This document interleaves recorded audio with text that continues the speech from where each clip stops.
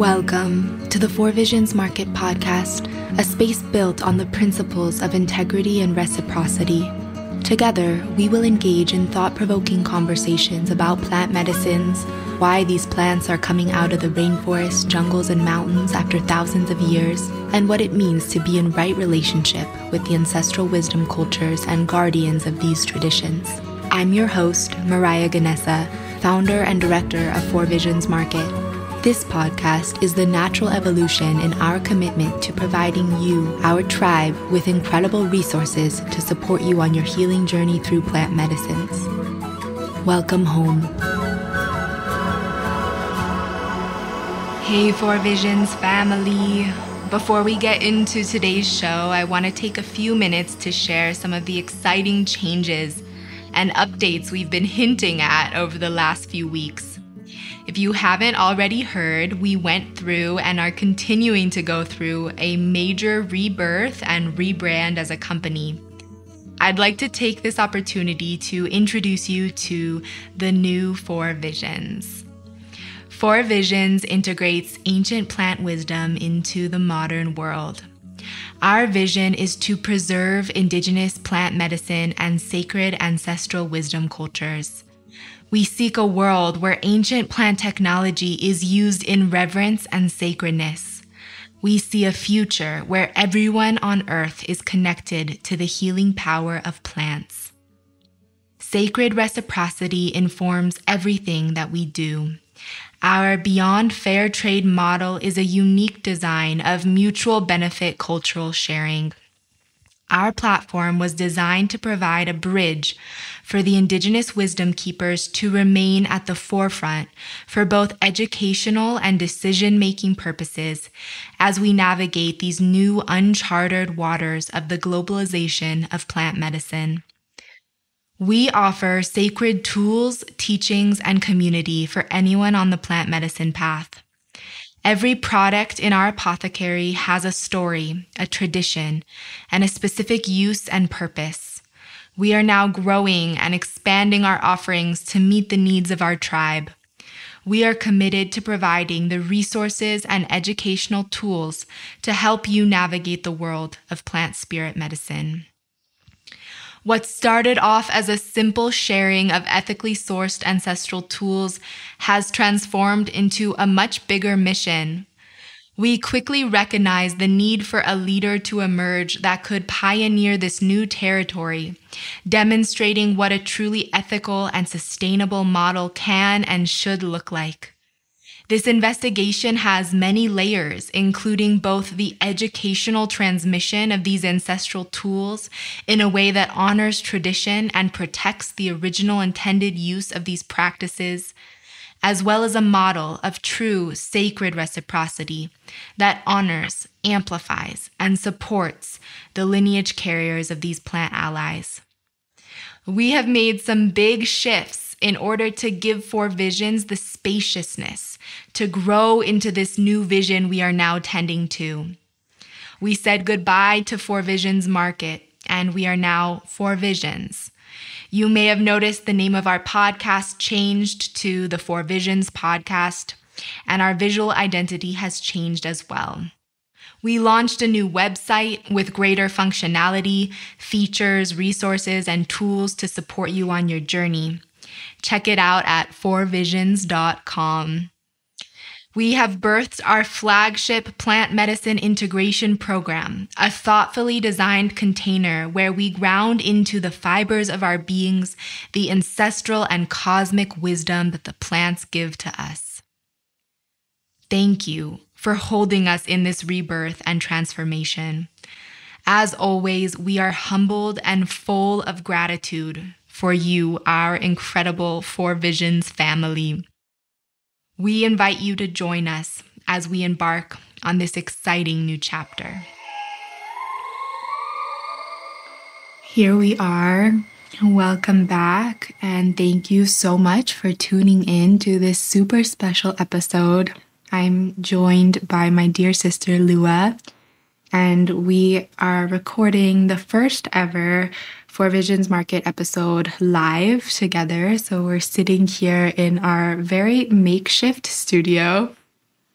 celebrating the evolution and really just giving thanks for the opportunity to record this episode in presence and side by side. It feels really right, and just so excited for what's going to come through in today's conversation. So I just want to welcome you to the show. Welcome back to the show, because Lua was also on the first half of the first season, and we just felt like it was necessary to bring her back because she's amazing. And, she's like, you know, those sisters and brothers in your life that are just like the ones that you go into these epic portals with and just receive so much inspiration and downloads and clarity.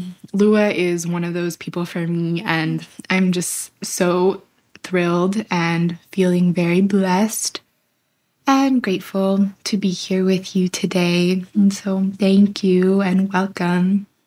Thank you so much for having me. Infinite gratitude and appreciation. I feel so honored to be on this beautiful podcast and sharing in this way. It feels really good to be in person. It feels very organic and alive, and I love that. Thank you so much for having me. I love you so much, Mariah.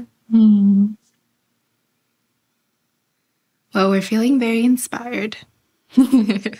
And the topic today is inspiration. And so we are really excited to just go into this beautiful topic and explore the different ley lines that want to come through in this conversation of what is inspiration and how does it flow through each sovereign being in a unique way, and how we can cultivate more of it, really honoring this seed of inspiration today. We want to bring our awareness to this concept through today's episode, really give it energy and attention and tender awareness, really from this understanding that from inspiration comes all things. So with that, Lua, would you like to start us off with sharing what inspiration is to you?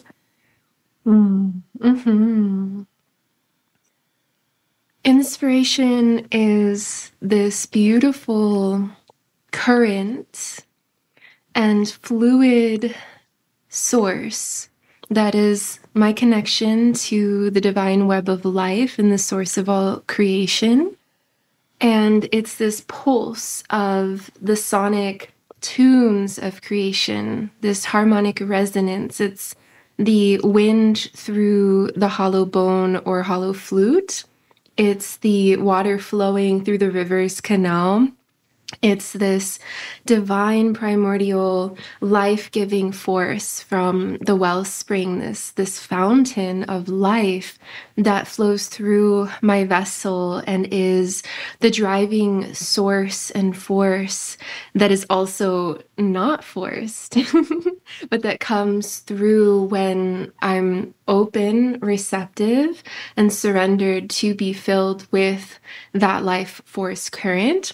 And it's that pulse that is what brings me into the divine desire to evolve, to grow, to create, to plant seeds of beauty, to bring visions to fruition, to show up in this life fully and wholeheartedly, because there's the will, our volition, and our action, and the inspiration is that primordial initial pulse that comes through. That is the initial vision, but it starts as a feeling. It's the spirit of magic to me, the spirit and the source of miracles that come through and birth new generative ideas into form.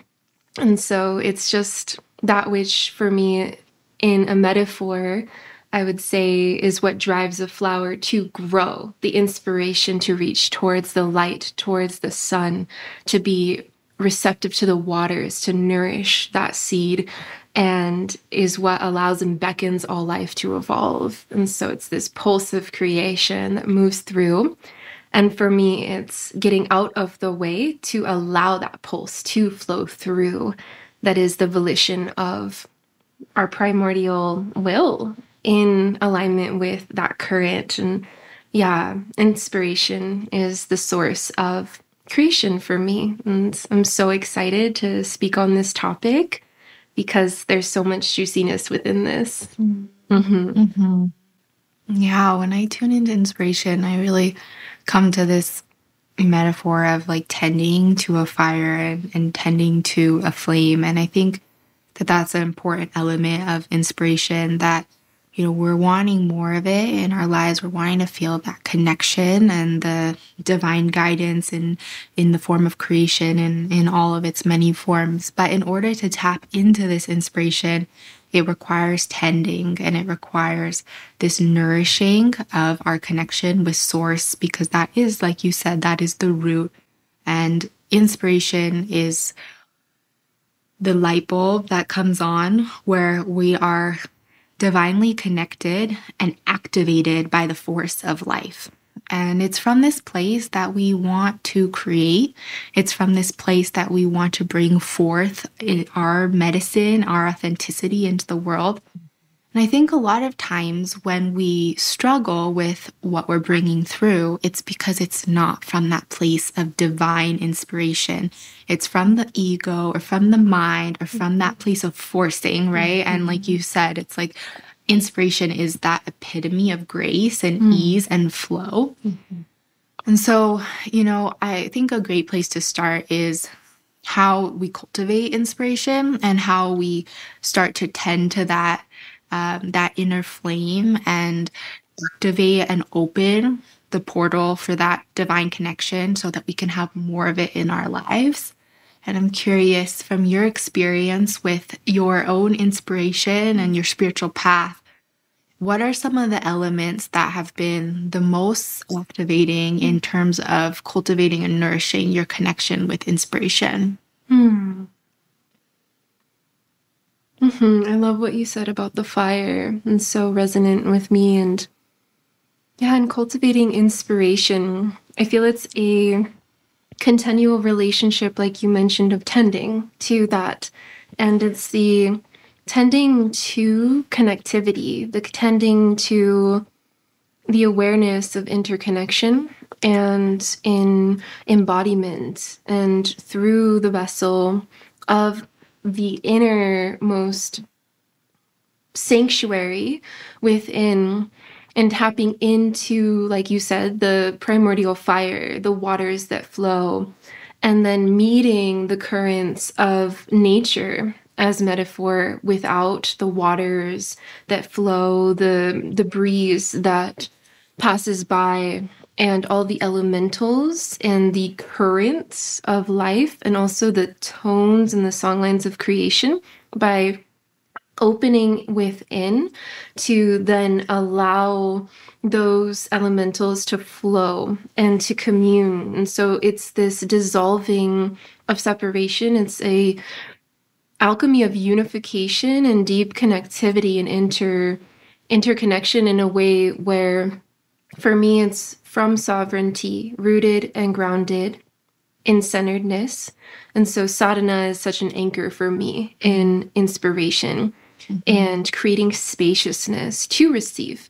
Because for me, inspiration is the spark of all artistry and creativity and ingenious ideas, inventions that are solutionary and life-giving. And so that current that brings forth and births these ideas, those aren't our ideas to me. We don't own these ideas or this source. And so in opening up and creating spaciousness through breath work, through meditation, and through just simply being with nature is a driving current that allows me to continually tend and receive and tap into, because that anchor point is always there. And so those lines and bubbling brooks of that wellspring and that sacred fire is always lit. And sometimes we need to fan that flame. And so it's continually seeing where, in this dance of a daily practice and tending of the garden of the mind, And where is the attention placed for me? It's where our energy flows. And for me, when I focus on that which is life-giving, when I focus on the currents of magic, those divine sparks in my life and the relations that are nourishing and balanced and reciprocal, and when I see the trees, for example, and they give oxygen, they're incredible master beings, and all of the nature, and tap into that current and make pulse relations with all of life in that way, and place my focus upon those elemental relationships, I find that that is some of the greatest source of inspiration for me.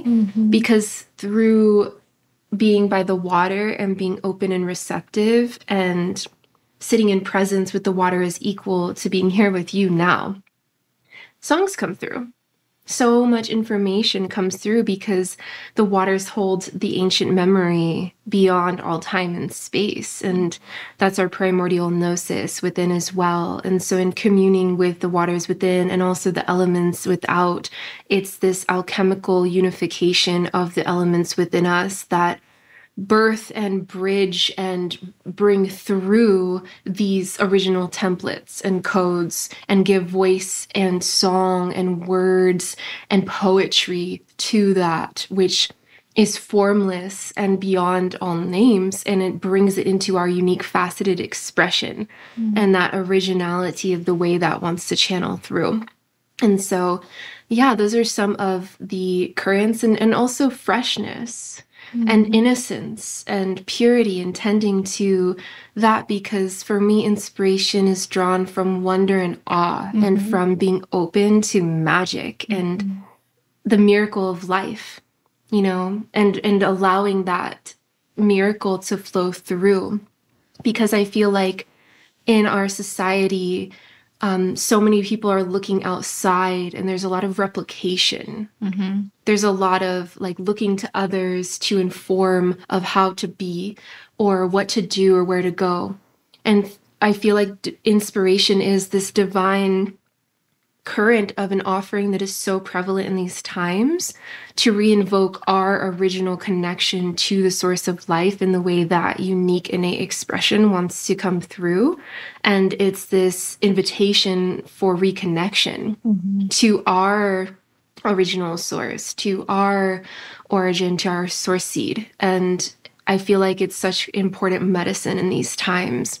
And so by being open, by refreshing my body temple, tending as a sanctuary, keeping energetic hygiene, and being really open-hearted, open-minded, and letting go of identity, of the ideas of what I thought I was, of how I think it needs to be, of where I think I need to go, and completely dissolving into the ineffable and allowing to be guided by that source that is so prevalent as a conduit of inspiration for me, because it opens me up to that which is beyond what I could ever fathom. It's like the timeline, the awakening of the path that is beyond my wildest heart and dreams. And it's a driving source to inspire me to grow beyond the limitations and the perceived reality that can, I think, at times become our prison, right? And keep us in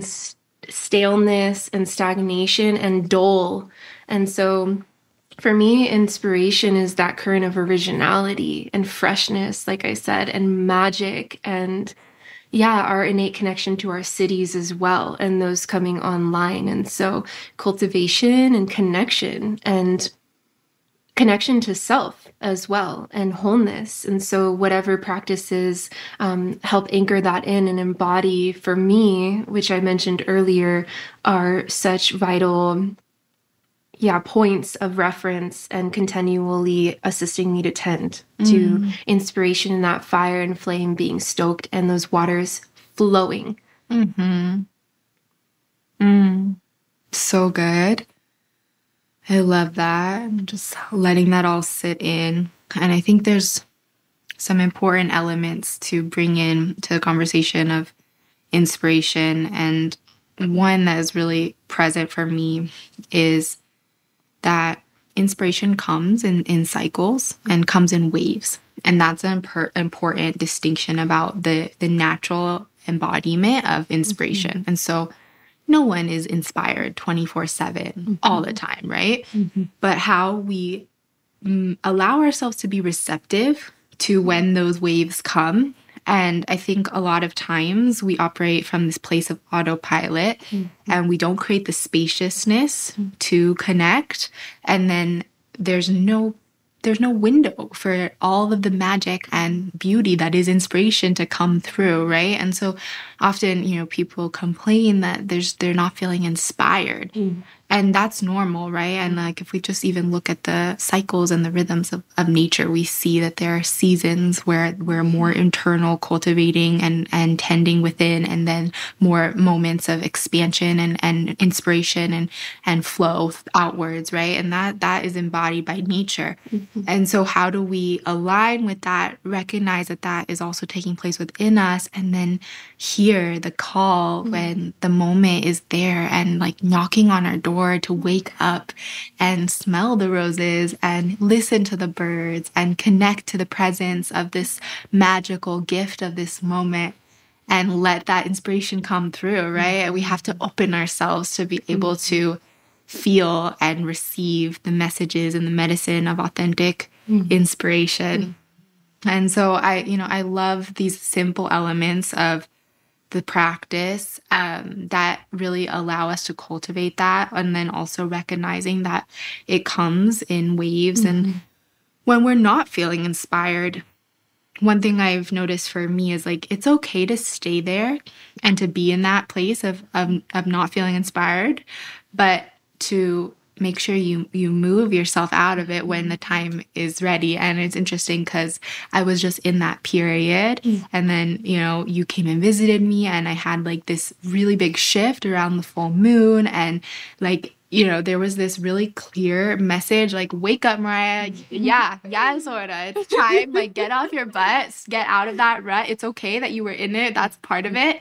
But now, like, there's more to be done. And to, like, step into that when it comes and answer the call, I think is an important element to mention. I so agree. Thank you so much for saying that, because I reflect and relate to you so deeply as it's like there are waves for me as well of super deep, long periods of service and overflowing inspiration. And it's, for me, inspiration is something that there's no force, there's no contriving. It flows like a fountain of life and a waterfall. It naturally comes through. There's no thought, there's no identity. It's just a completely open vessel, and it's so nourishing. And in that feeds others and sparks others' unique, innate path and their evolution. And it's just such an offering. And yet there are times, and in this recent cycle, this winter and the first half of this year, it went super deep, completely inward, doing a 17-day fast, doing tons of meditation and just ritual and practices and all of that. And in that, in having spoken so many prayers and so many song lines and infinite variations of creative, unending expression and inspiration, that pause of literally not talking and in being invited to sing or being invited to pray, staying inward and allowing the prayers to rest, allowing them to refresh, to arrive into what is relevant here and now, because there's these lines and lineages within our being of our DNA, of the infinite strands of our DNA that we tap into, that are these currents that we pull from of inspiration and remembrance that we all have innately within us. And what I found was in taking a deep involutionary reset and rebirth and allowing that to happen, it's number one, very decolonizing and something that is a stance against the constant hamster wheel, like you were speaking to, of production and constantly having to just produce. And just go through this rhythm and the cycle of living and doing and Right. sleeping and eating, and it's just like it just becomes autopilot. Right. And I think that, how they say, like, there are some things for artists that you should never monetize. And there are things that are your inspiration to just keep to be for the sake of the art of creativity itself. And so in that, in honoring prayer in whatever way inspiration comes through us all, like for me, it's song, prayer, writing, dance, all of those things. And allowing that resting period, like you were speaking to, as the leaves fall off the trees and allowing to become fully bare. It also feeds that trust and strengthens that connection that brings us, and as we forge through the fire, to bring brilliance to the jewel and the diamond that we are, to everything that is true will remain. And as I surrender to that complete dissolution, to the fire and to the water, that what brings through is now so relevant, fresh and alive, vital and relevant for these times and for what is asked from creation. So we're in alignment with the pulse. And I feel like inspiration is such a vital living force and source that it's important to allow those cycles to occur within us. And in doing that, I felt rather than tapping into old ley lines, sure, those prayers and those words and those codes and those songs are beautiful, and they hold a place in that time forever in the records in the Akasha of creation. And to continually, though, evolve and bring the refreshing waters to that altar to allow what is relevant now through cultivation and through our own soul's evolution to continue to come through in maturation, and also the reinvocation of innocence and purity through refreshing that template of our own channel in connection to ourselves and all life. And so I love what you said, because that's just what I went through. And I feel like when we identify our inspiration as our way of receiving reciprocity in this life and thriving, it's so important to also honor it in such a way where there's those sacred boundaries and the honoring of giving it space to continually be true and authentic. So it's coming from the orientation of pure love and an offering that is life-giving and really vital, and refreshing that relationship with where we're coming from and where is what we're offering, where is what we're saying coming from, where are we oriented within that. And so last thing I'll say on that, in fully letting prayer and inspiration rest in the external expression of it, the profundity of the vast primordial silence that enveloped my internal landscape germinated and allowed those seeds to sprout that were laying dormant, because sometimes we have cycles where we're focused on this current of expression in one modality, and that in laying to rest and allowing that to happen, there are all these other seeds that then can birth and come forth in that spring of our lives to bring new currents and exercise new muscles and tap into these other ley lines of our uniquely faceted, multidimensional blueprint, to then come forward and integrate and merge and coalesce with that which we've already brought through. And so I just love what you said so much and fully agree. It's very relevant. I think another element that needs to be said are the elements that halt stagnation, or that halt inspiration and that stagnate inspiration. And you mentioned them, in different ways, but when we are stagnated, or there's any sort of stagnant energy in our beings, in our bodies, in our homes, in our relationships, in our spiritual practice, those are the things that block inspiration. And so if we're not feeling inspired, a really good thing to do is to refresh. And we were talking a lot about this. And I think that that's a really important element to really, really reinforce, because it's as simple as, tending to your altar, bringing some fresh flowers, or and reinvigorating your altar. That can move a ton of energy.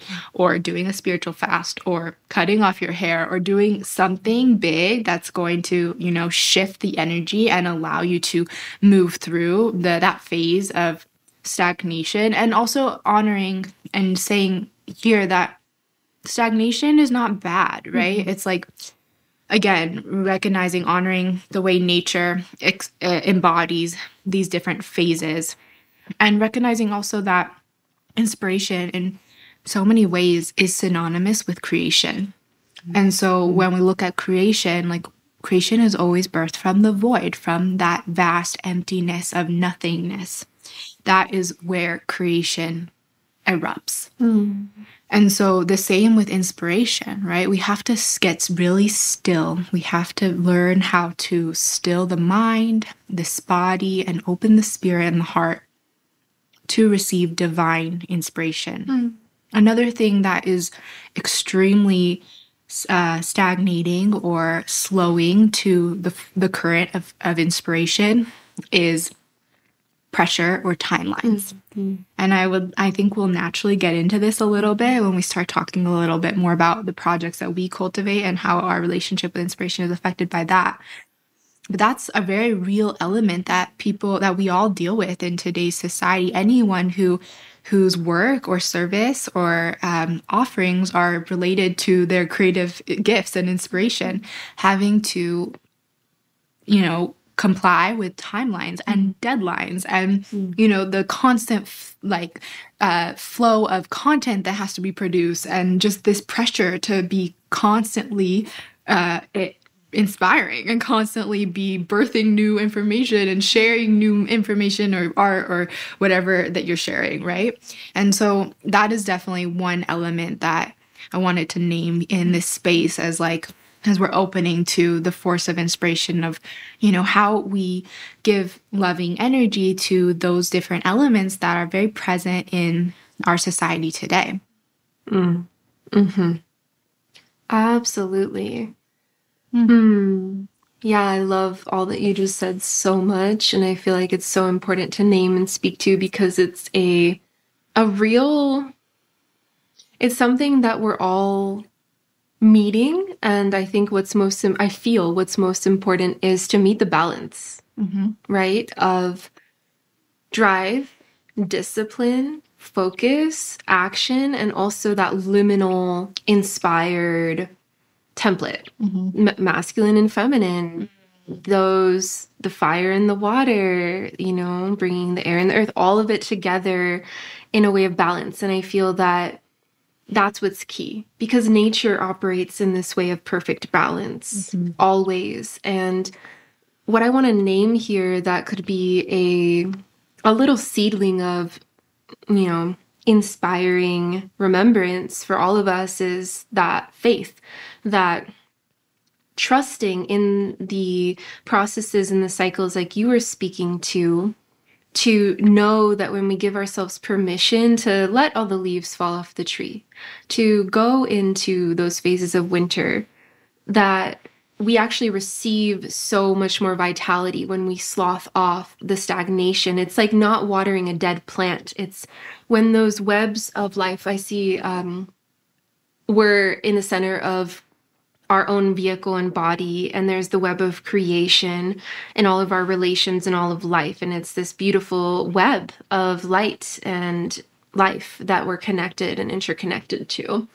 And in that, there are times, and I feel this more than ever, where there are webs of our relational tending that sometimes are needing to completely come undone, like the spider that, wove this beautiful, immaculate web, and sometimes the wind comes and it starts to dissolve. And it's not natural. And to not try to hold it all together and to allow the process of it falling apart and the trust that letting it return to the earth, letting the plants fall back, letting the rows be fully cut back, allowing the plants, these perennial plants that fully go back into the earth, but their root systems are still there. And in that process, we return to the heart of the matter, the root system that is our foundation, that is where all of our creativity is birthed, and also the driving energy that generates our capacity to follow through with our inspiration comes from in a grounded, embodied, faceted form.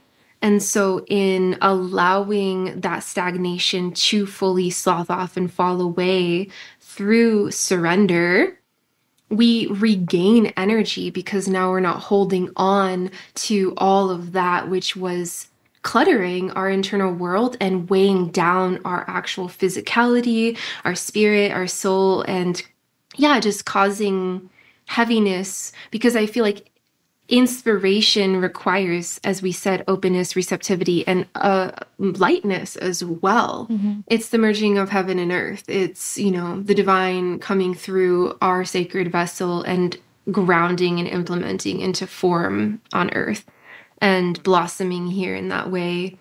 And I feel like in that process of allowing stagnation to be recognized and getting very honest with ourselves of patterns, thought forms, and ways of being that are not actually feeding our flame of our purpose and dharma, and laying those to rest and allowing those cycles to unfurl naturally, just like you can't force a flower to bloom in the winter. Mm-hmm. Trusting in the process and allowing ourselves. And I feel like, especially as, anyone who's a womb carrier, or every person on this earth and all nature has cycles every day. We have our circadian rhythms every day and every week and every month and every year. There's a microcosmic, macrocosmic, cosmological cycle that's unfolding in our lives. And if we follow that current, we can tap into and strengthen our resolve to place our faith in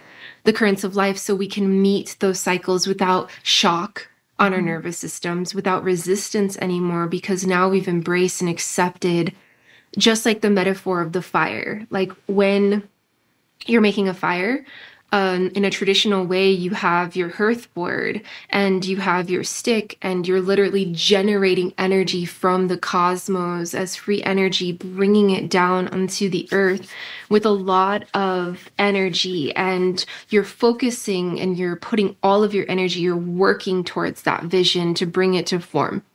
And then you have the hearth board, that is the divine feminine, that is the earth, receiving that free original starlight, literally free energy, into the earth, and then it becomes an ember. Mm-hmm.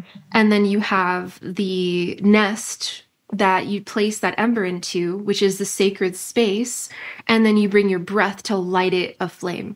And so in that, there is a process in our dance of relationship with ourselves and all of life and our inspiration, where once we name, understand, and understand, and orient ourselves into integrating and accepting that cycle of life, we can see, am I working too hard? And do I have the sacred space and the vehicle for this fire to be alit and placed into?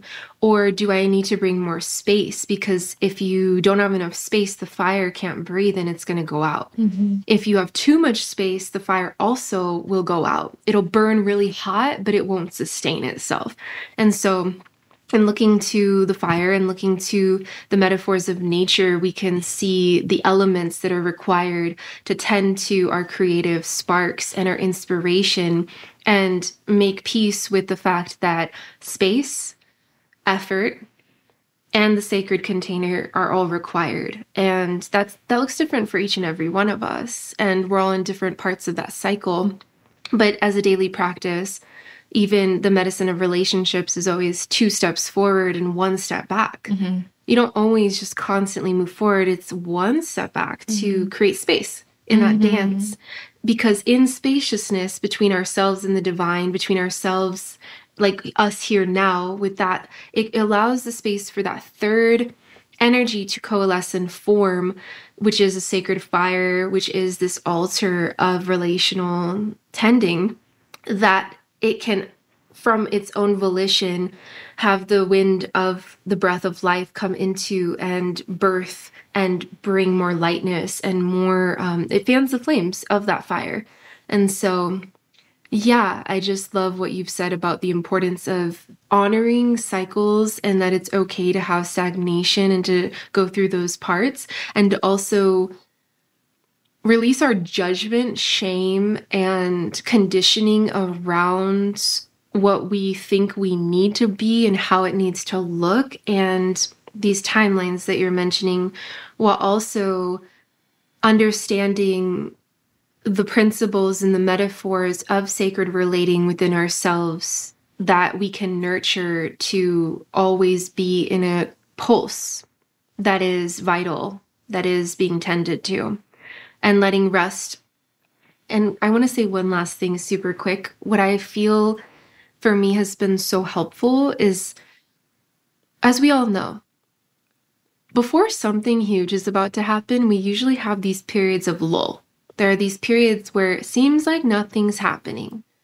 And what I found is, instead of being like, oh, nothing is happening and feeling depressed or searching for that future moment which hasn't arrived, it's going within and listening to what is life asking me to focus on right now. And usually it's inner work to actually be ready for when our inspiration fully blossoms into fruition, to meet it, to be ready and available for when that vision comes to fruit.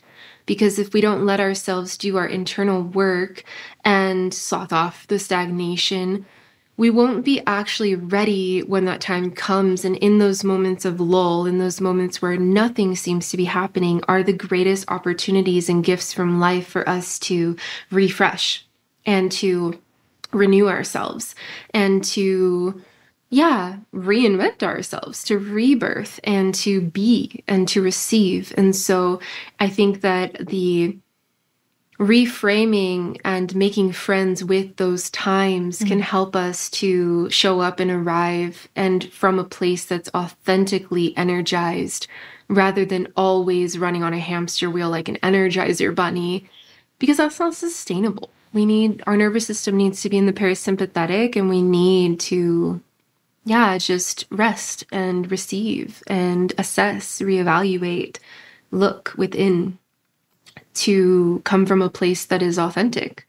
And that's just something I wanted to share, and how I think a lot of us fear that. Well, what would happen if I don't post today? Or what would happen for my business or my offerings if I just took even a moment?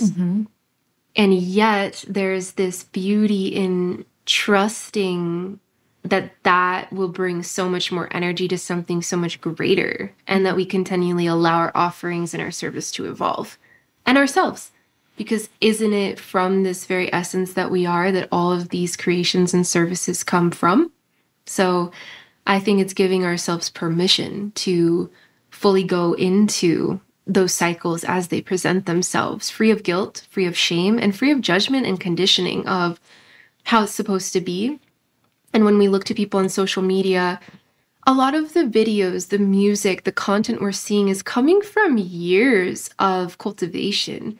Those creations were, for the most part, not just birthed overnight. Maybe the inspiration came, but we're seeing a culmination of a lot of cycles within that person's reality that then it comes to form. And so I think there's this interesting relationship with technology where we're seeing end results, but we're not so much seeing the nitty-gritty of the process of how that came to be. That's a good point. Right? So I just wanted to touch upon that with social media and these times of technology, and how that can kind of bring people to this feeling that they need to consistently do, because all they're seeing is the doing, the action, the completion of that. So good, Lua. Just letting all of that seep in, receiving all of those divine downloads. You're so clear. I love your channel so much.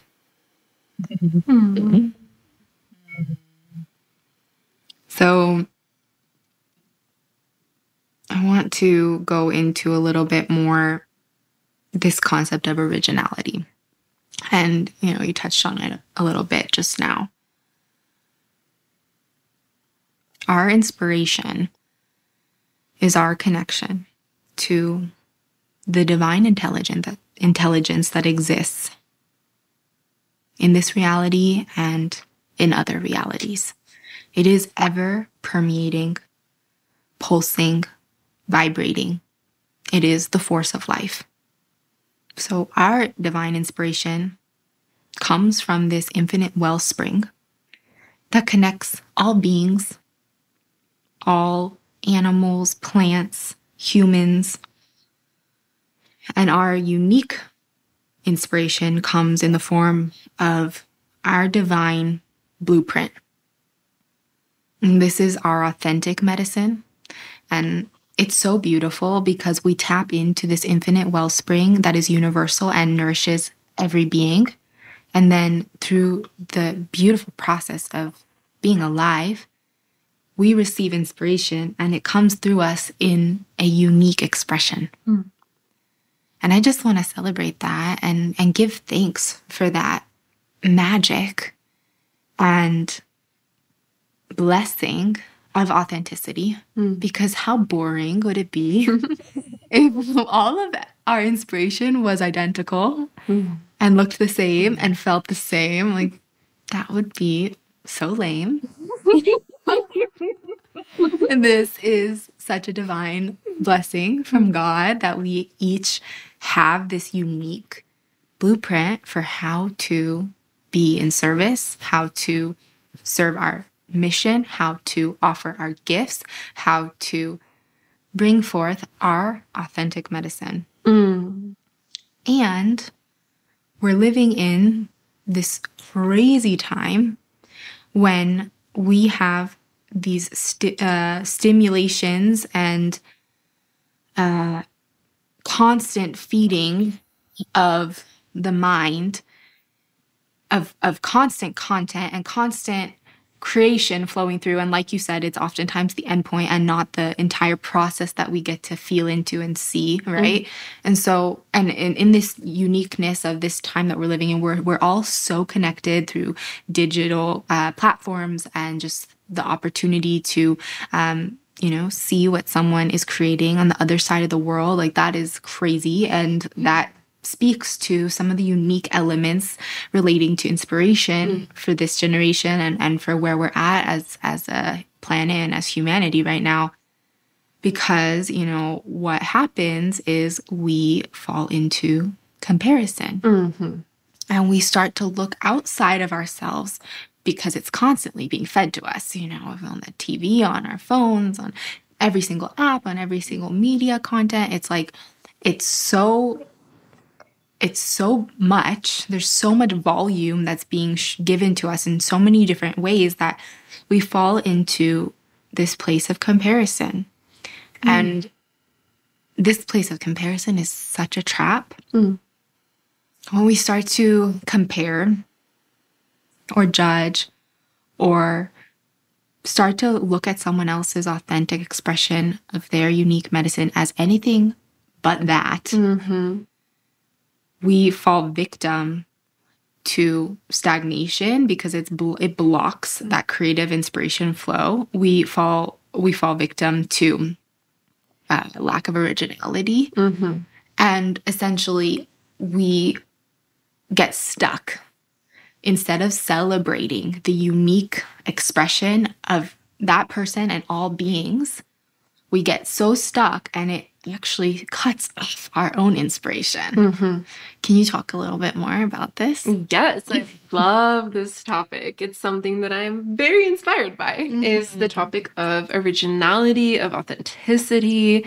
It's something that I feel is such important medicine for these times because it is our inherent wholeness that we reclaim. This is the process of the reclamation of wholeness, of self-love, of self-worth, and embodiment. And that embodiment is when we're fully inhabited and when we're so externally stimulated And when we're constantly consuming, there isn't any space. There's so much clutter of everyone else's thoughts, of all of this information that's taking up so much space, like you said, volume in our internal landscape, in our minds, that we can't even hear our own voice or even the voice of spirit, of the creator, of the mother, of the source of life that gave us birth, that is the inspiration that we source from. And so I just really feel how important this topic is, because I feel that with social media, like we're speaking to, there's so much consumption. And there's a lack of discipline with our relationship to technology that we need to all hone in on and create and be more than we consume. And how important it is to orient ourselves, because how I see originality is this. There's a web of creation. There's infinite colors on this full spectrum of light. And every person, there's no other person that can be you. Literally in all of creation. I don't care if there's 12 billion quadrillion beings on this earth. I mean, it's beyond, because it's not just humanity. I mean, what about the billions and trillions of microbes and cells on this earth? And every single cell, every single being in all of creation has a note that they play, that only they can play. And how I see originality is the question and the embodiment of, what is my note? Am I playing it in key with the harmonic symphony of creation? And I don't look to creation to understand my note. I orient from within. And in this embodiment of wholeness, in acceptance of whatever that note is, without comparison and with full gratitude for the opportunity to even sing, to even live, to even breathe, to create, to offer, to receive, I can open up through gratitude as the vehicle and the gateway for this life to play that note in harmonic resonance. And it's about being in alignment with the divine assignment of our original blueprint, because then from that place, we are offering, we're life-giving, and it actually is a remediation and a balm for the hungry ghost that is always going to seek outside itself, which is the essence of capitalism and all of these things that are trying to sell and that we're trying to buy our wholeness and our essence from. Whatever that is, you know? And then it's that deconstruction of the belief that there's anything outside of us that can truly remedy, quench the connection that only can happen from our heart and from within us that we are born with. And I feel like authenticity and originality is a unveiling, is a blossoming to reveal what is always and already there, that we are healed, we are whole. And it's our belief systems that need to be reprogrammed and remediated to rehabilitate the innate belief of our worthiness, that we were born in this life with all of the gifts and the medicine that we need, and that our original essence, that which is when we were a child, our most unique, innate, passionate, magical expression, before conditioning, preconditioned, vital, alive expression. That's where our gifts are, and that's where our service is, and that is where originality comes from. Because a child, that divine, innocent, magical being, isn't looking to others. It's that being is so alive and connected to their innate innocence that their expression is just flowing through them. And yes, a child is very susceptible to its environment. But a child doesn't try to be themselves. Right, they are. Just like a flower, a lotus doesn't try to be a lotus. The dandelion growing through the concrete doesn't ask, if the dandelion was afraid of what would happen if it bloomed through the concrete in the city, and if it thought of, oh, I might be stepped on, that flower would never bloom. But the dandelion grows through the concrete. Maybe someone will step on that flower. Maybe someone will harvest it and make medicine. Maybe someone will smell it. Maybe someone will take the seeds and plant more. However that looks. But the dandelion grows by volition of life. And so it is our inherent nature to simply be who we are, just like we see the animal. The deer doesn't question if it's a deer. It just embodies its essence and does and plays its part in the symbiotic web of creation to be life-giving, and we all have our part to play. So I feel like it's getting over ourselves and this grandiosity of being a savior. It's also reclaiming our inherent power by releasing victimhood and martyrdom. It's all of that drama triangle that keeps us in these loops of stagnation, comparison, and consumption when we become a sovereign co-creator and also humble to the fact that we have our part to play and that it's needed. And that every person on this earth has an equal part to play, and that we need every note, every color of the spectrum to create a full, whole picture and web that can then be interwoven to create a solutionary blueprint of equitable, life-giving, original template to return into a sustainable framework of true community, of true co-creation. Now there's a symphony and now we're in harmony. And the thing is, we can only play our part.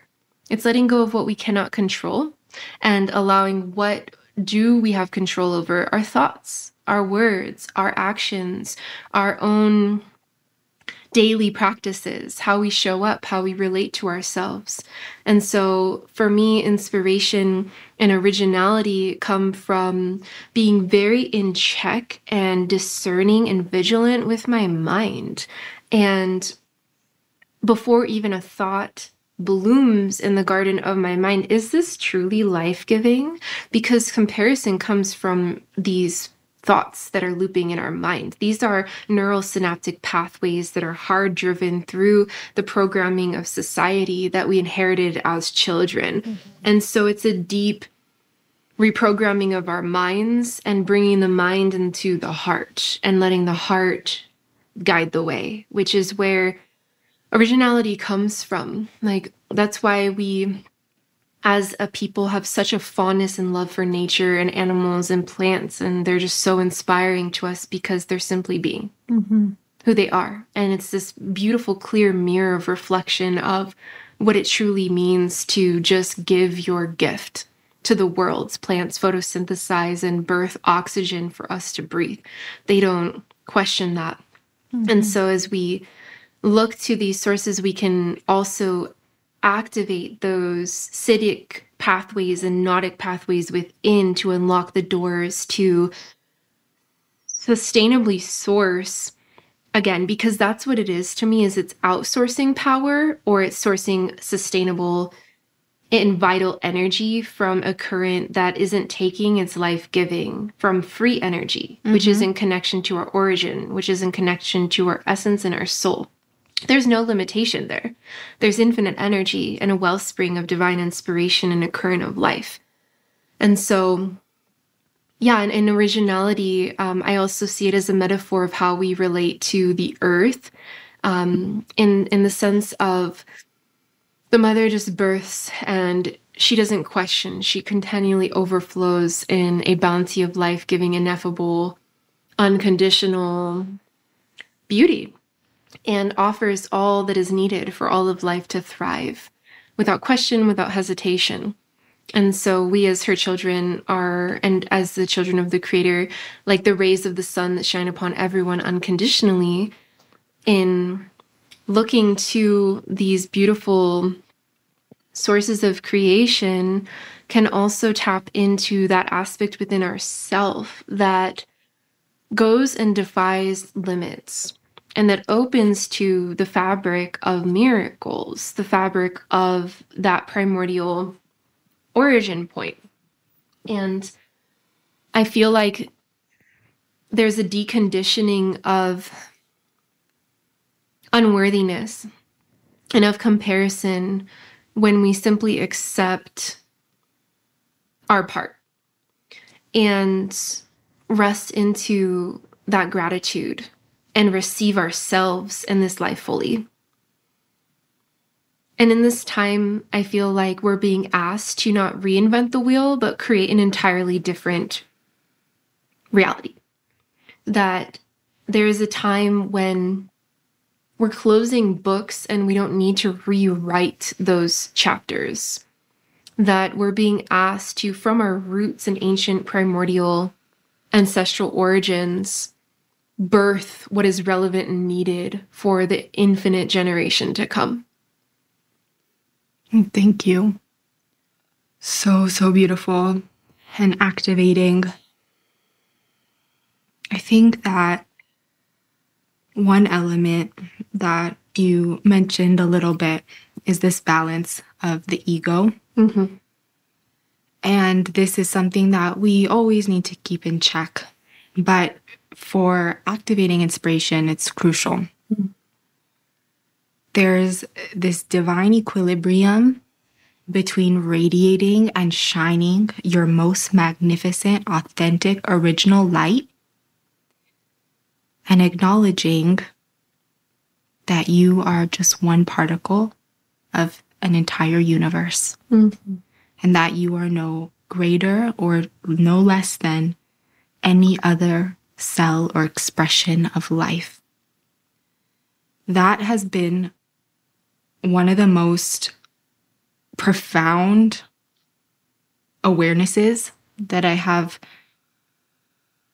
worked to embody in my spiritual practice, because the deeper you go on the spiritual path, the more the ego wants to come in and tell you how enlightened you are and how special you are and how wise you are.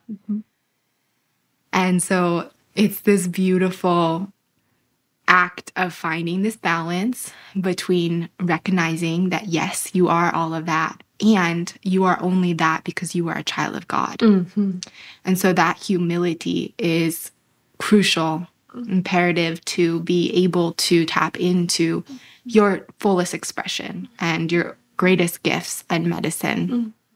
I agree so fully, because it's like, what is, and what I'd love to bridge in this conversation is foundation of, like, in the center of the altar.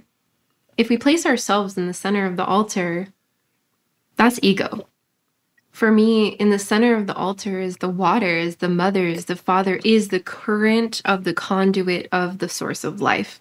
And it's in that surrender to those sources of a true miracle, because we're only human beings. We're children, like you're saying.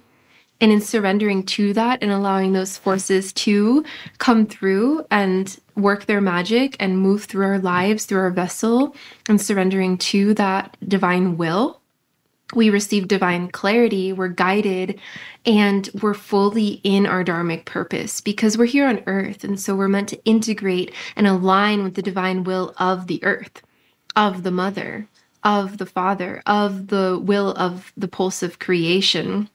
That very will is what birthed us through the super ionic waters in the center of the star that we come from. And that isn't our own ego. That's our surrender to being birthed into this sacred life. And it's a privilege. It's an honor to be alive. You know how many souls would love to come into this world? Trillions, infinite. To be born alive here and now in these times is a gift. It's a treasure. It's an anomaly. It's a miracle. And in that, when we recognize with humility this gift and this opportunity to truly live and to sing in the symphony of creation in humility and reverence, we get out of our own way, because now we're in tune with truth, which is the fact that there is such a greater cosmic force and source that is moving the cosmological, inherent microcosmic, macrocosmic currents of creation. And when we surrender to that, that is where the divine inspiration is sparked from. And that is where originality is birthed, because that's the void where it's infinite. And I feel like when we let go of how we think it should be and we surrender to what it truly is, which is beyond any word, we open up to actualizing a solutionary offering that is relevant and needed, and birthing a new reality that is beyond our wildest dreams and our mind could ever fathom. And that is what we are being asked to do, is to quantum leap into solutionary, co-creative, inherent remembrance of how this beautiful mother, this life-giving source on this body that we live upon wants to thrive. And we have to surrender to the will of the source of life in order to be in a conduit of offering that which is in tandem with a life-giving way. Because in comparison, it's just regurgitation and it's stale. Mm-hmm. There's no life within regurgitation, within copying, within that. It's just it's a hamster wheel of repetition, which is insanity, which creates psychosis. And in the Gene Keys, that actually is my life's work, is this very one. It's 61, which is the Holy of Holies. It goes from psychosis to the gift of inspiration, and the city is the Holy of Holies, which is sanctity. So it's the innermost temple of inner truth. It's the embodiment of the jewel of the lotus sitting on the throne of the heart in full surrender with a clear lake looking into the water and seeing clearly. But that can only happen when we release the psychosis, which comes from comparison and the habituations of the autonomic response of the perpetuation of mental habituated programmings of the mind that divide us and compartmentalize these parts of ourself. And when we unify and when we coalesce with all parts, which is the inclusion of, like you're saying, the humility to the divine source of creation, we then birth and rise into authentic inspiration. And it's not coming from a place, because regurgitation and lack of originality comes from fragmentation. It comes from disassociation, of a lack of embodiment. And embodiment is required in wholeness to merge with the web of life and to sing in that harmony, to allow the divine to flow through us and to carry us on our dharmic river into the ocean of unity.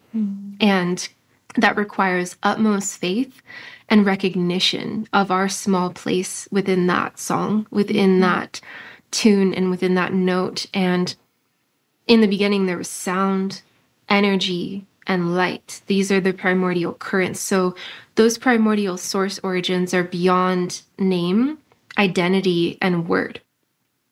Those are before all of these mental habituations. And so how deeply can we surrender to that primordial origin, to these primordial currents of sound, light, and free energy? And from that place, we surrender into the cosmic womb of creation. And from that place, we birth that which has never been done before, that which life is just waiting to receive, the most beautiful original spark to paint this canvas that we have with new, fresh, vital currents that bring new spectrums of color into this web, that bring new sonic ley lines. And every person is needed to come online. Every single sentient being, this is the path of the bodhisattvas. Until all are free, no one is free. Until all are online, we're not fully online, because we are one macrocosmic body in union. This is an inseparable cosmic water body that is the current of our reality. We can't. And I think that in the spiritual quote unquote community, there's a lot of, and in our world, there's like self-aggrandization, which is like narcissism and egoism and self-centeredness. And then there's the opposite of belittling ourselves, of the lack of self-worth, of self-doubt. When we go beyond aversion and desire and meet the center, like you were saying, that center point is when we converge and we come into true humility. And true humility is not self-deprecation. Mm-hmm. It cannot be faked. Humility is the true humble recognition, like you were saying, of our small part. And the intention and the will and the volition to simply do our part, play it in key, and to trust all of life that they can do that, because that releases us from being a savior and being a martyr, and also being a victim, and victimizing others through the the way we think of other people. Like, we don't need to save anyone. We're not here to grandiosely save the world. We're here to do our part and play it in key. That's all we can do, really and truly. And in that, we inspire others through our embodiment, and that there is no right or wrong way. And that the last piece I wanted to share is, like, let's say there's this gorgeous musician who is channeling the most beautiful song. Many people might repeat those same phrases and those same lines because it touches this part of them, which what it is connection. Mm-hmm. What it is love. Mm-hmm. And what that is wholeness. Mm-hmm. And everyone wants that. That's why we're here, amongst so many other reasons, is the return to wholeness. And yet, in authenticity, for me, and in relation to the plants as well, it's allowing that conduit to open the channels within our being to come online, because those channels exist within us. And so rather than mimicking or copying or trying to become something else, it's the process of receiving the activation and allowing it to blossom and open within us, and then tend and cultivate to those acidic neural synaptic pathways within our being to then form a relationship, right? And so, yeah, this concept of the muse, literally being inspired by another being, is the most beautiful and spiritual experience, you know, to be brought into that place of union, that place of truth by another person's connection with creation is a beautiful experience of humanness. And the discernment of how we are relating to that, and watching the mind, and where are we oriented? How deeply can we receive? Because I feel like there's a block in our receptivity when there is the muse, which is always playing, right? All of creation is the muse. And it's like, how deeply can we receive that muse? I feel like there's this dissolution of this as we're reclaiming the matriarchal divine feminine essence in all of us, in all of creation, to come forth. It's this receptivity. And when it's like we block ourselves off from fully receiving that offering, when we halt it at needing to replicate it, there's a block in the channel of receptivity. Or judging it, or even evaluating another person's connection with source. Right. And compartmentalizing it into right and wrong, because or I can do that, or they're not fully activating in truth, and you know, it's not fully authentic. We go into those rabbit holes and bam, it immediately cuts it off. Right. Instead of receiving the gift that's being presented, which is the gift of inspiration. And there are so many things that I feel it doesn't always have to be beautiful. I can be inspired by what not to do. I can be, and I don't have to judge it, because the moment I judge it, it crystallizes within me. Judgment is crystallization of right and wrong. And I feel like we're being asked to completely dissolve all of these imprints that have been laid upon us of right and wrong, and this is the way that it needs to be, and this is how it needs to be done, to actually open to that original, innate, from within, inner truth, to create our own connection to our value systems. And so that foundation of values, truth, integrity, unconditional love, compassion, whatever those pillars in our life are, the arrow that is our guiding star, that is the light at that in the darkest night, that is that light that beckons us to grow and evolve through stagnation, through these cycles of separation that are the inspiration and volition to live and to continue in a time when there's so much suffering, there's so much illusion, there's so much untruth, right? And there's so much that can dampen the fire of inspiration when we feel hopeless and when we feel like there's nothing we can do. And so it's in the small steps of every day. How do we live? And are we individually living in alignment with our values? And those values are these beautiful pillars that we can return to guide our life and to move. It's like this to me, the foundation of values is the vehicle and the structure of discernment of how we live, the thoughts that we think, because we do have power in that. We do have control over what we think, what we feed, what we do, and what we say. And whether or not we continue to feed comparison, whether or not we continue to judge. And we can reroute that at any time and ask ourselves, is this thought, is this action, is this lens, is this way of embodiment in alignment with the values of creation, in alignment with the values of the foundation of my life? And I feel like in laying those foundational values, they become pillars that it's like exercising those to be a muscle when we automatically choose to engage in life-giving ways rather than perpetuating these unconscious, habituated thought forms and ways of being. Yes, that is the diet of thoughts. And it is one of the most profound spiritual practices that I have had the privilege of experiencing and studying. And my experience of the diet of good thoughts is that when we turn our attention to the thoughts that we're feeding, the noise that we are immersed in on a daily basis, and we start to cultivate awareness and filtering of choosing the life-giving thoughts, everything changes.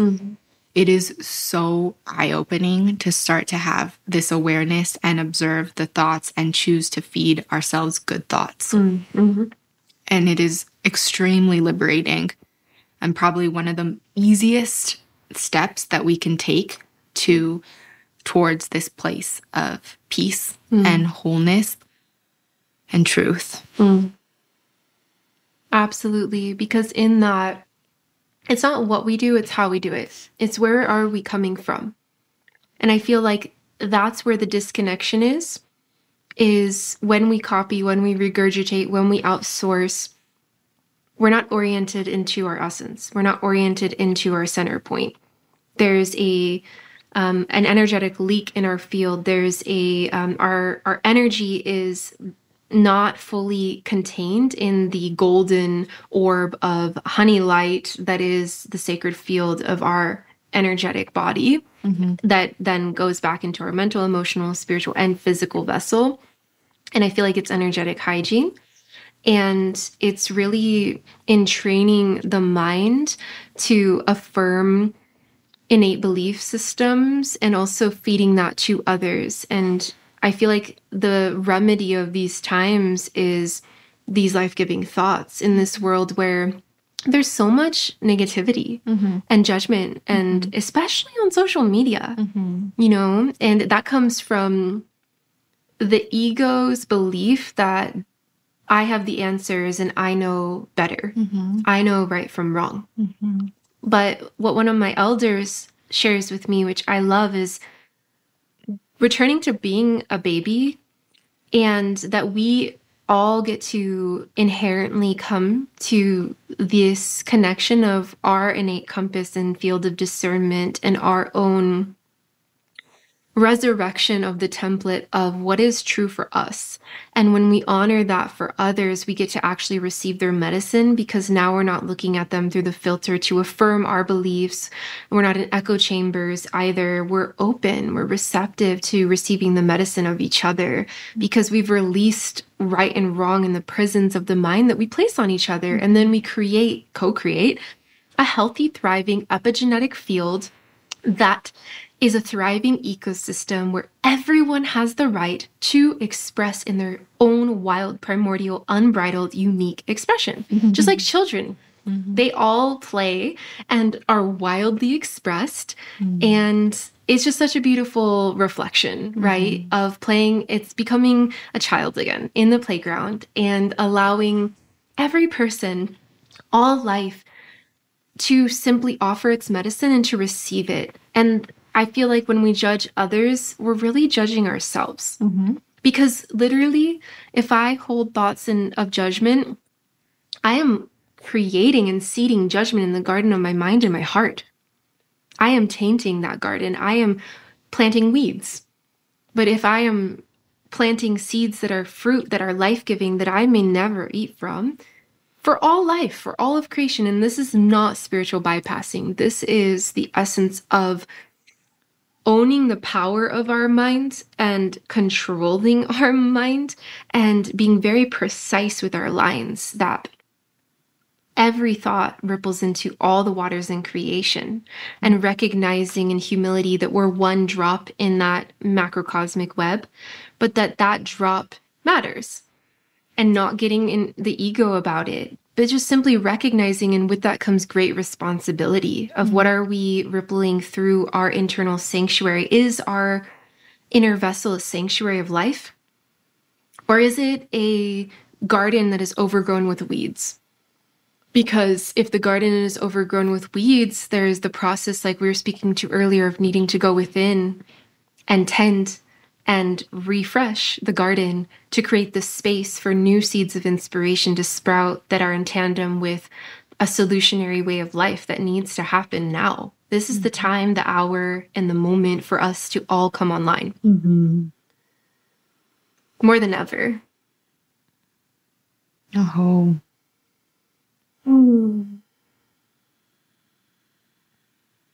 One element that is definitely so nourishing and supportive for the activation of all that we're talking about is like-minded friendships and connections with other beings that want to see you thrive, and you get the opportunity to support them in thriving. And I think that's how this topic came through today, because we've been spending time together and we are that for each other. And so it's this beautiful opportunity to practice lifting each other up. And this does need to be practiced because it's not our conditioning. And as we move towards this new paradigm, this new evolution of consciousness, that is what's needed. Yes. And it's medicine. It's truly medicine to have people in your life that you get to celebrate and root for and celebrate their successes and support them when they're struggling and really hold that higher vision for the fullest expression of that loved one. And so it's been so fun to get to do that together. And I also really honor and cherish how we get to support each other with our businesses, and the entrepreneurial spirit that comes through each of us in its own unique way is this very grounded expression of all that we're talking about. And I would love to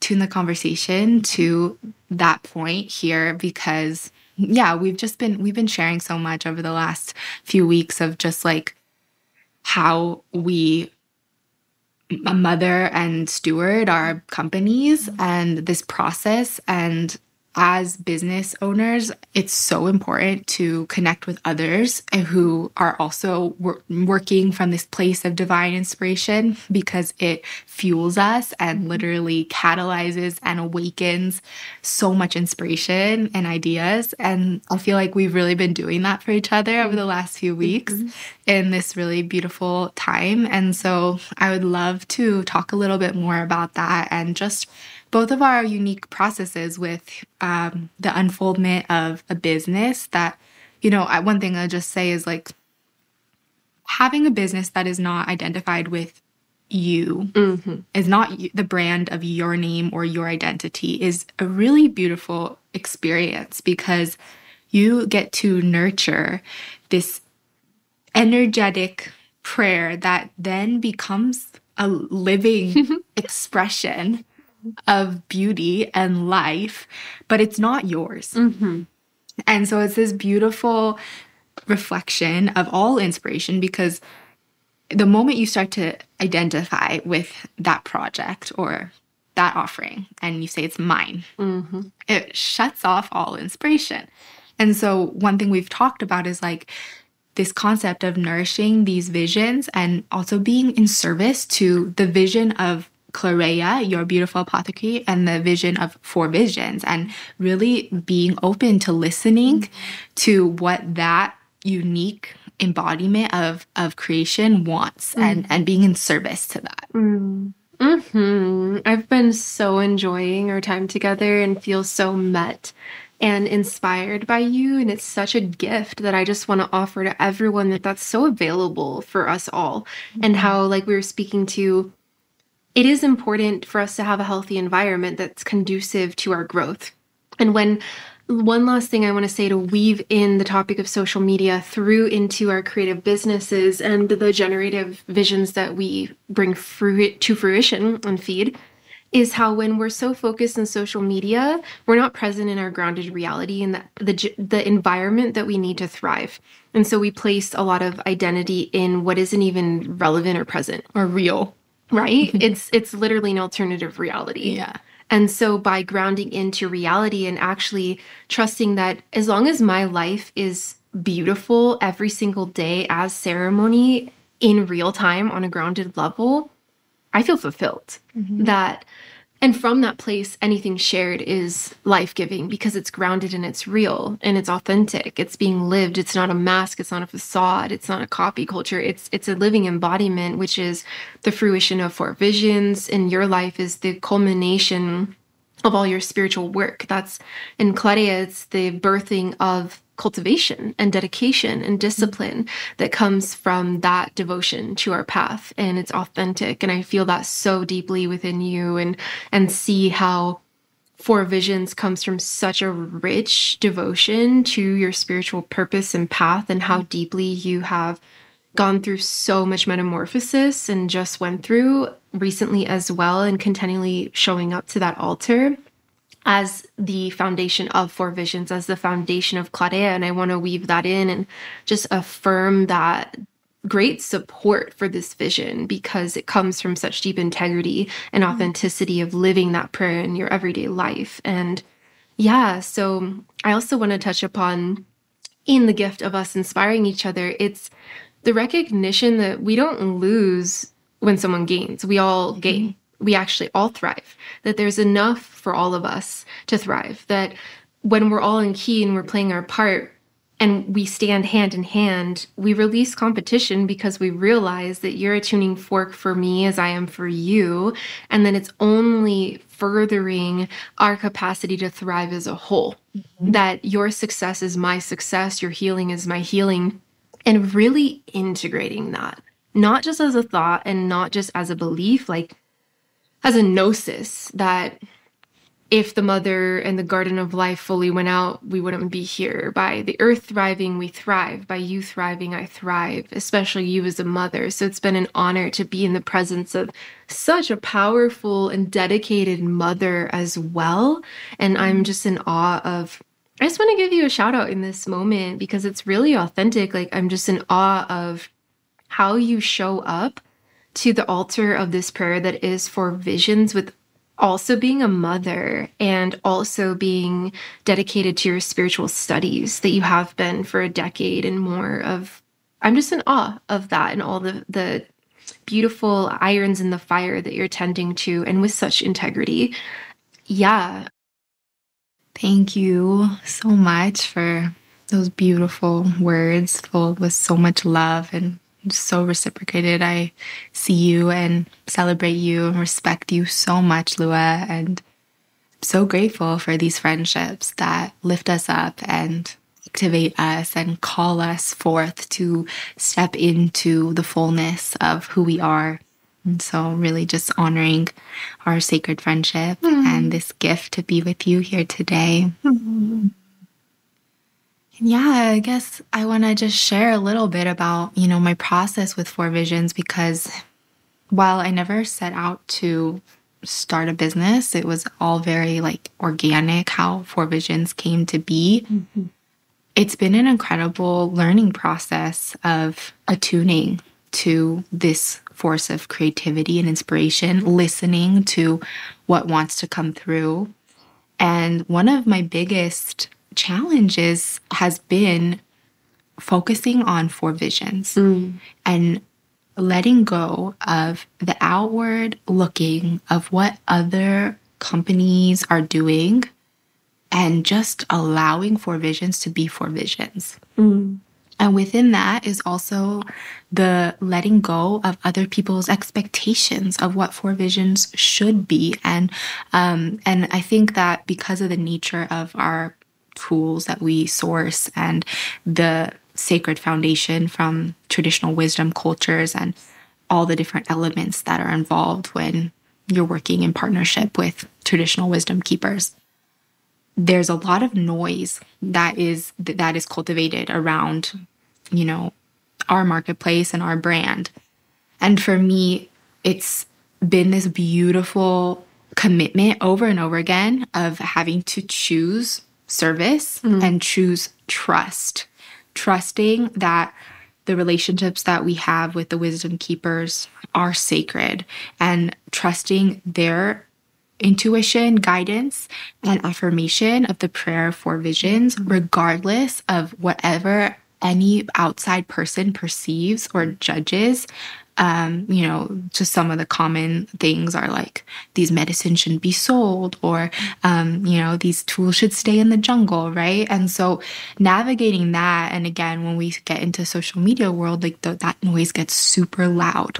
And so it's been this really beautiful evolution for me of really tuning in and being in service to the greater prayer and the faith of the why that is Four Visions. For us, the why is a 100% belief and faith in the healing power of these ancient plant remedies. And that, and in tandem with a service to the healing of humanity and a recognition that we are at a time in humanity's evolution where all beings are in desperate need. We have this deep thirst to heal, to return, to reconnect, and a true belief that these tools can support that. Period. Like, end of story, right? And just focusing on the why, focusing on that prayer, returning to it consistently, and letting the noise fade out, just letting it go in the background and not going and comparing Four Visions to other companies that are doing similar things. Of course, being inspired by other companies and brands that are doing good work, and the collaboration has actually been one of the most exciting things for me as Four Visions has grown. Is like, wow, okay, now there's an opportunity to weave. Yes. So that's been a little bit of my experience, and I'm curious to hear how it's been for you and with Claria. I love this question and invitation. May it spark a beautiful light of inspiration for all beings who are listening, who are cultivating these projects in their heart in their own original way, and these dream seeds that are waiting to burst through the soil and bloom into the earth.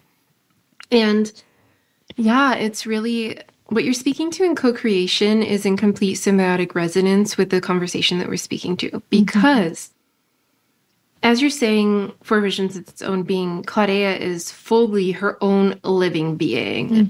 She has a complete volition and will of her own.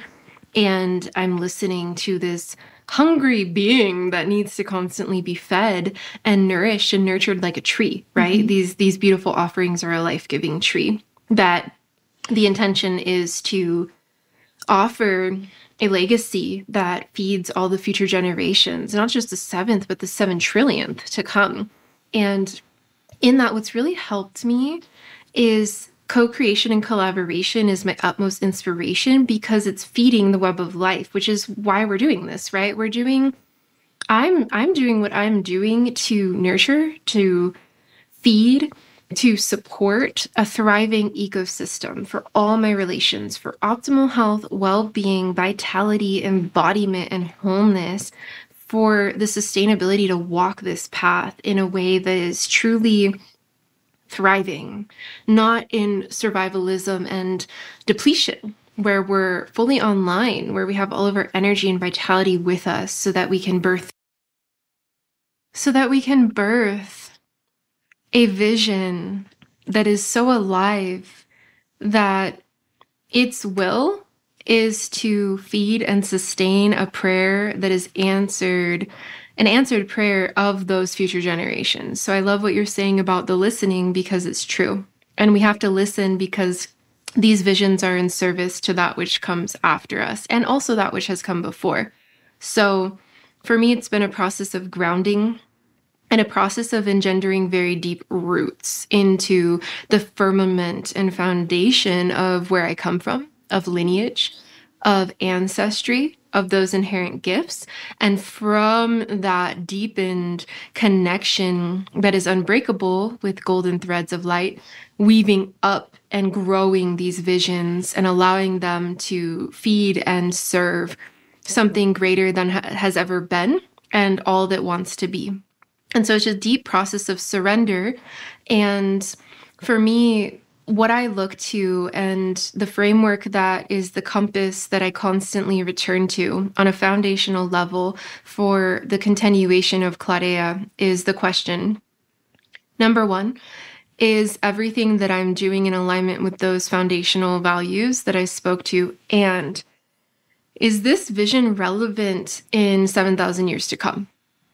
And it's a constant practice of evolution to consistently evolve this offering to be relevant, to be life-giving even then. And that requires this constant contemplation and active listening and surrender to the will of these vital trees that are not us. They come through us, but as you said, they're not ours to own. And it's that humility to be in service. And in that, it really helps me to be guided because the principles of Clarea are ultimately to support people to return to the land and to the earth and to living in a sustainable way and to making relations with the seasons, just like St. John's wort blooms with the solstice. And if we launch that oil and it sells out, I'm not going to make it in the winter because I can't. The only time I can make that beautiful creation and alchemize it is when that plant is vital, thriving, fresh, and alive.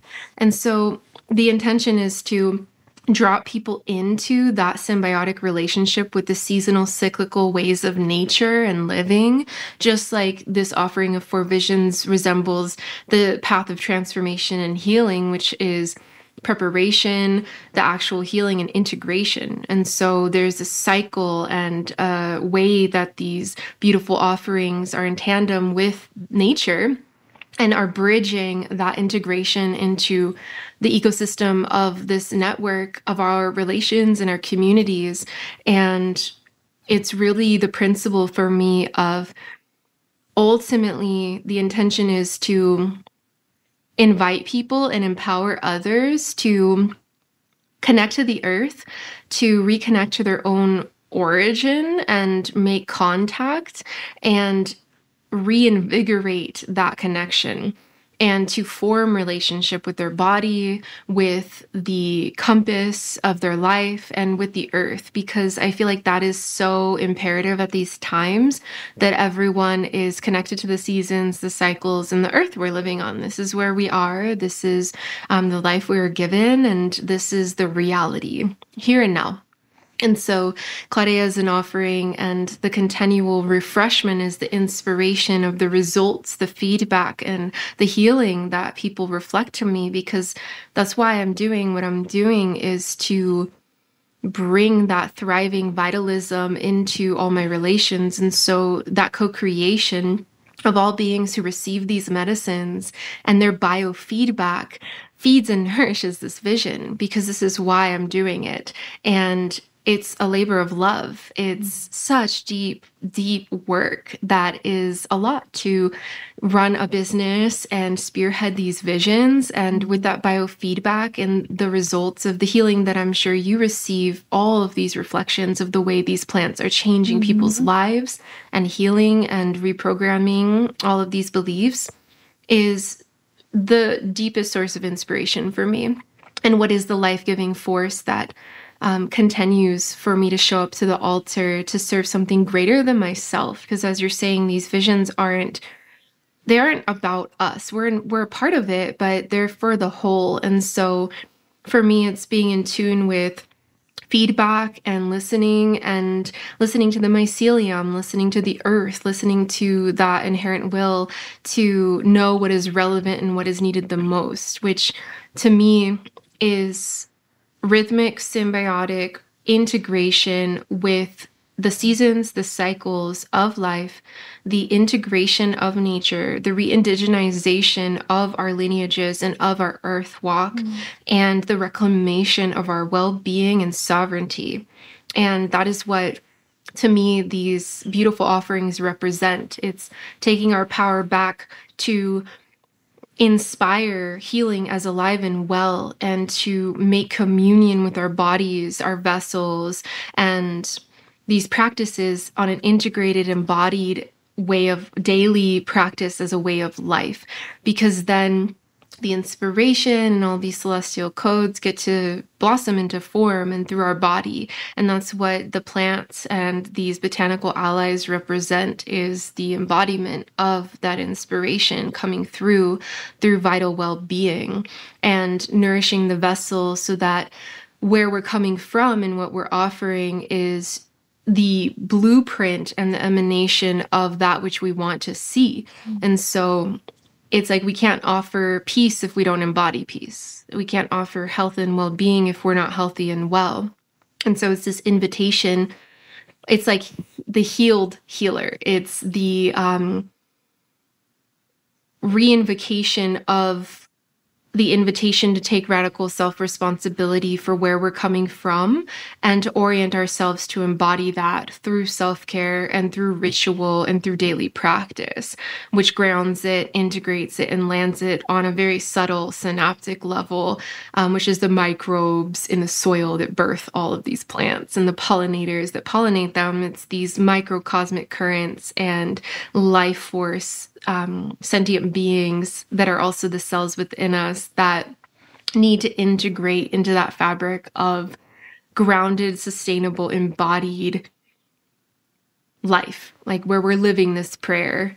And I feel that so deeply in the way that these beautiful creations are being offered, that it's an embodiment and it's a daily practice, and that these are tools, rituals, and plant allies that have served my path so greatly with energetic hygiene, with mental health, with balancing the body. Because if my body is not electrically conductive online, then my thoughts are out of balance. If I'm not mineralized, then there's emotional imbalance. And so how in vitalist, holistic herbalism and health and well-being, it's about attuning all systems of the body to recognize the interconnectedness and to tend to the foundation, so that all thriving systems that come thereafter from that foundation up can thrive. Because I believe that it starts from the vessel and then comes forth and grows out of that very seed.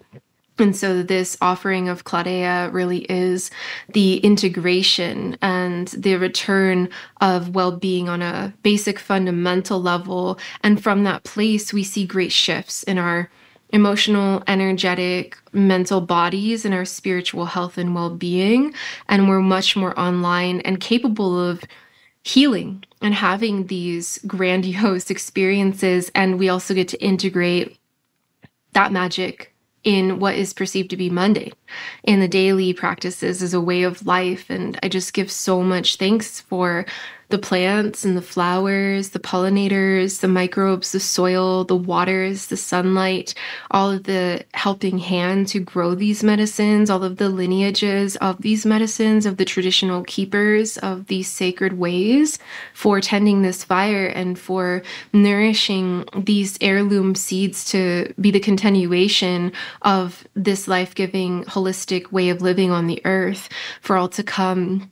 And so we are getting to tend and plant these seeds and continue that thriving garden, which is the principle of these trees, that those fruits reach the earth and the seeds in those fruits bear more trees and more life, and that these plants may continue to thrive, that these beautiful flowers and medicines may continue to be alive on this earth, and that we may be vital enough to have the energy and the capacity to tend to this garden that we've been given, which is Mother Earth, which is the holy ground that everything comes from, which is the seeds that are planted in that soil. And so these offerings are just a invitation to tend to this garden, to make relationship with our bodies, with the earth, with the plants, with all of life, and to form harmonious, deep relationships with them, to continue to listen and sink in tandem with that beautiful heartbeat of the earth and creation, where all of our hearts are synced as one, and where we're in tune with this seasonal, cyclical way of living, and we're tending to all working systems of our body, which is holistic health and which is preventative medicine. And so that's how I see this offering. It's ensuring that we thrive by integrating and implementing the practices that create a thriving system. And instead of waiting for something outside of ourselves to save us, we're taking our power back and we're reconnecting, we're reclaiming our birthright to thrive and our relationship to nature and to solutionizing and to remembering what's always been there and creating more of that and innovating and sinking into co-creation. Because we can't do this alone. And these visions are fed by those who receive them and who benefit from them, and to amplify this positive feedback and shifts in their lives. This is what feeds and nurtures my heart so deeply, more than anything, is these life-changing shifts that people experience through the medicines and the plants, and their remembrance of who they are and the attunement of their life is really, that biosynaptic, biomimical tuning fork to keep me going. And that's where the co-creation comes into play, because if we created these visions just for ourselves, I mean, they couldn't thrive. They won't continue on. And so again, it's the principle for me of, is this vision life-giving to the web of creation? What does the web of creation need? And the only way I can know that is by humbling myself to be receptive, to continually listen, pivot, adjust, grow, and create something that maybe hasn't been done before. Into listening to those future generations' prayers that we get to live here now to ensure that we have a thriving world for all to come. And it's really getting out of doomsday and martyrdom and the loss of faith into the implementation of faith, because we're doing the practices and living that way of life. So how can it not happen? If we're living it, it will be, because we're enacting it here on earth now. And so it's very grounding and very affirming of this living prayer that we're tending to and feeding through these visions that we are nurturing with our energy and our intention and our presence and all of our life force. And it's for something much greater than ourselves. And that is what gives me inspiration, is envisioning all of the ancestors and all of the future generations communing with these plants and being healthy and vital, and carving a pathway that is the sweetgrass braid that really bridges this health and vitality for those to come out of the systems that were fed as the only modality, and carving new pathways that are also very ancient, actually, and as old as time, into this current fabric of reality. And remembering what we have access to, and that the medicines around us and that are offering themselves are really the earth offering herself to heal, to remediate, and to blossom her divine will. I really see the plants as an extension of the earth, and that they're offering themselves. And I trust the earth. I trust the mother. And if the plants want to be received and offer their medicine, then we have to trust. And of course, there's so many ley lines within this conversation, but this is about inspiration. But just really honoring the will of the earth and the plants, and how they're really offering themselves to us at this time as our allies, to anchor ourselves, to open these pathways, and to root into a way of living that is sustainable, that is whole, and that can ensure vitality for the future generations to come. From everyone at the Four Visions Market family, we would like to thank you for listening to our podcast. We really hope that you've enjoyed the conversation and gained many new insights on plant medicines, ancestral wisdom, and much more. Please remember to visit our website at www.fourvisionsmarket.com for more resources and information on plant medicine and spiritual tools. And please don't forget to follow us across social media for regular updates on upcoming episodes. We are grateful for your support and look forward to continuing this path with you all. Until next time, take care, stay present, and stay connected.